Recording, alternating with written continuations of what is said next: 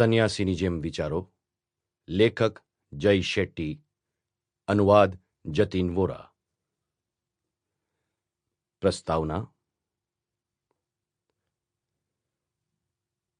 જો તમે કોઈ નવો વિચાર મેળવવા માંગતા હો તો જૂના પુસ્તકો વાંચો. ઇવાન પાવલોવ, અન્યો સહિતને આભારી. મારી 18 વર્ષની ઉંમરે લંડનની કેસ બિઝનેસ સ્કૂલ ખાતેના કોલેજના પ્રથમ વર્ષમાં મારા એક મિત્રે મને તેની સાથે એક સાધુનું ભાષણ સાંભળવા માટે સાથે આવવાનું કહ્યું. મેં તરત જ વિરોધ નોંધાવ્યો. હું શા માટે કોઈ સાધુનું ભાષણ સાંભળવા જાઉં?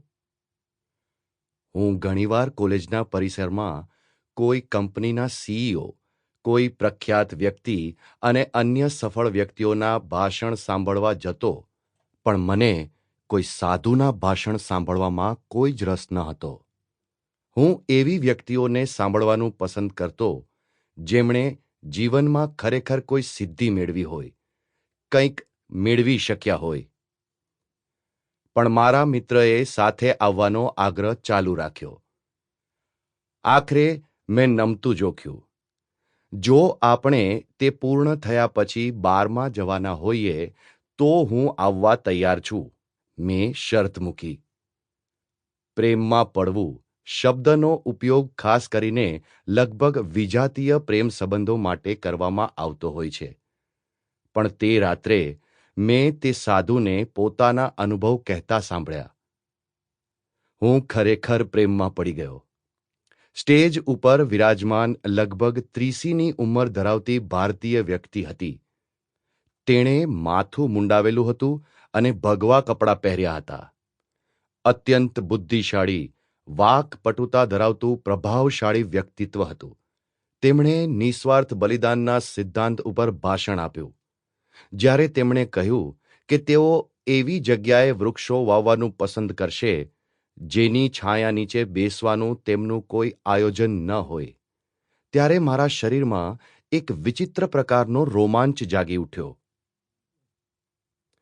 હું તેમનાથી ખાસ પ્રભાવિત ત્યારે થયો જ્યારે મને જાણવા મળ્યું કે તેઓ પોતે આઈઆઈટી મુંબઈના વિદ્યાર્થી હતા, જે ભારતની એક એમઆઈટી છે અને એમઆઈટીની જેમ તેમાં પણ પ્રવેશ મેળવવો લગભગ અશક્ય હોય છે.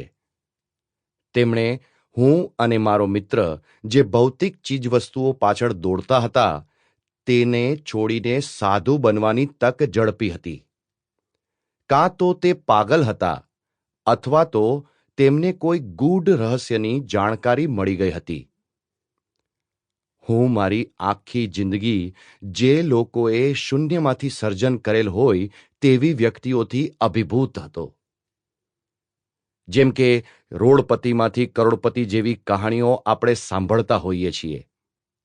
મારી જિંદગીમાં હું પ્રથમ વખત એવી વ્યક્તિ સાથે હતો જેણે સભાનતાપૂર્વક આનાથી બિલકુલ વિપરીત પગલું ભર્યું હતું. તેમણે એવા જીવનનો ત્યાગ કર્યો હતો જે આખી દુનિયા મેળવવા માટે આતુર હતી.